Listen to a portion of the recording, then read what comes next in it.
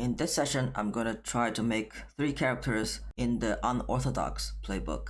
They are the accidental, hidden, and the prodigy. For the accidental, you say you don't know martial arts, and you believe that, but somehow you tumble through conflicts and flummox opponents. You have a style element, but no style or weapons beyond what you mistakenly pick up. It could be luck, a curse, or forgotten teachings.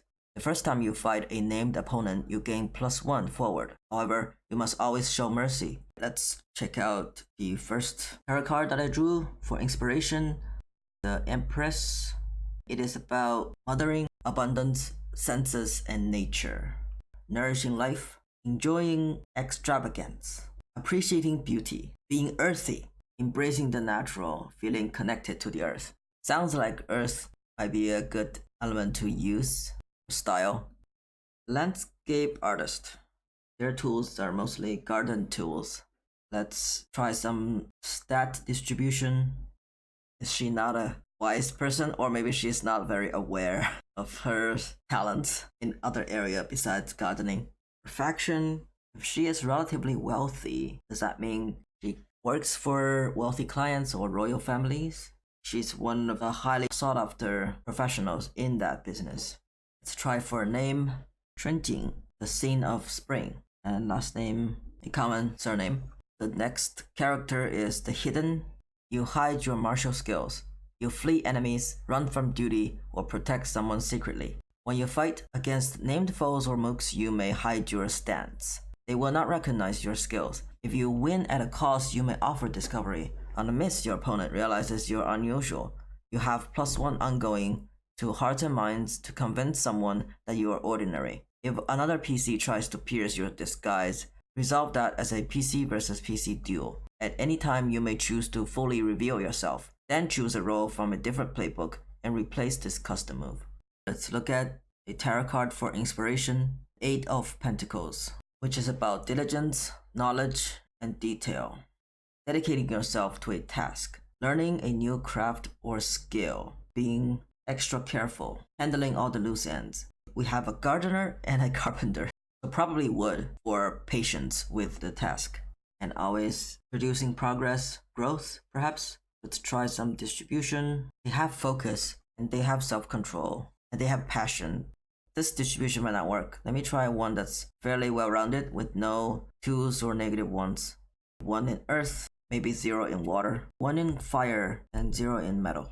They're pretending to be a carpenter, but they have the skill to keep their disguise.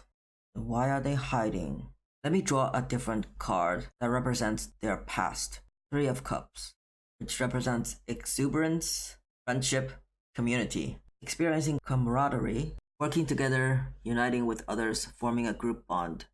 I think this might be a rebel, because the rebel character has the custom move that you can call upon a small group of fellow rebels to aid you, and he is running away either because that community ostracized them, or they are protecting this community by drawing away attention, telling the authorities that their leader has disappeared, so the community can scatter and keep a low profile. So this technically is not knowledge known to all the characters. It's just as players we can ask them to give everyone a hint of who they really are. The group can work toward either not pushing for that narrative where the character themselves has to reveal their true identity, or with their permission, the group will work toward forcing that character to reveal themselves. The first character might be working for the emperor or someone high up in the royal family,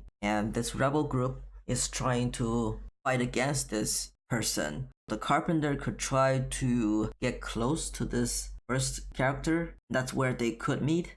So then the faction will be something like freedom fighter or terrorist, if coming from the authorities' perspective. Something like the Qing dynasty, where you have the Society of Heaven and Earth trying to overthrow the current government to restore their previous government.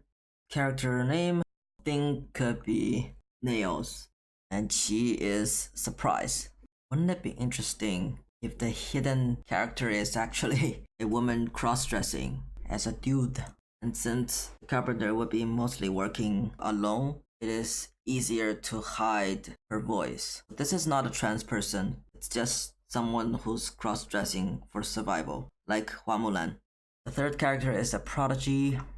You have great power, perhaps beyond your ability to control. You may be untrained, cursed, or gifted with these techniques. Once per session, you may roll an additional die after rolling and take the two highest results. However, on a 7 to 9 result, you create problematic fallout. Let's look at a third card, Page of Pentacles. A lot of wealth this time. It's about have an effect, be practical, be prosperous, be trusting and trustworthy. Experience nature, okay. Act on your dreams. Get events in motion. Take a realistic approach. Use common sense. Concentrate on what's effective. Seek abundance. Become secure.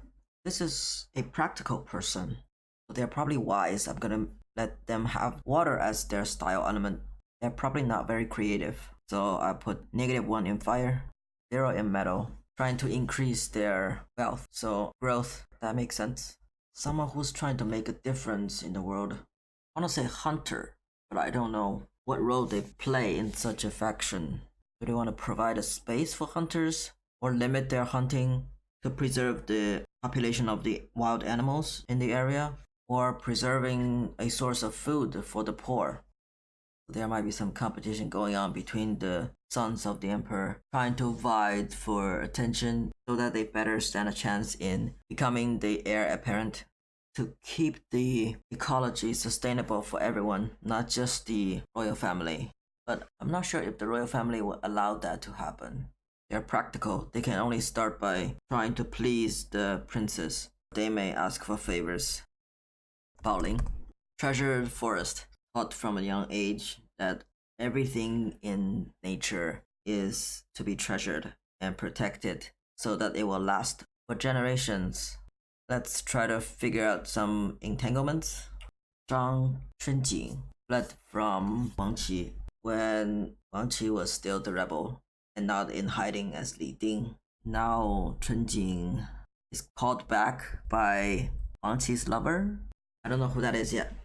Wang Qi finally decided to return Chunjing's feelings, but it's too late. Maybe she could not return her feelings because she was a rebel and was in danger of being captured and executed. So she kept Chunjing at arm's length, and Chunjing got tired of waiting. And now Chunjing loves someone else, just to keep the three tied up somehow.